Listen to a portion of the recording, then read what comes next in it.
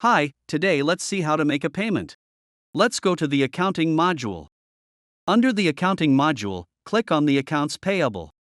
Click on the Payment tab and here we have the Payee type under Payments feature as Vendor, Customer, Employee.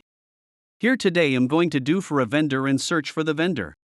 So I am taking the first vendor, 21st Century Vending, and here we have the open invoices and the bills for this particular vendor.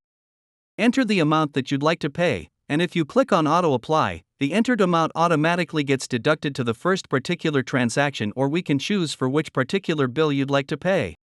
So here I'm applying Auto Apply and the $500 has been applied here. Now we click on Preview and we can click on OK. We have made a partial payment for that particular invoice. So here we see the PDF and we have the balance due of $21.75. This is the PDF of the payment received.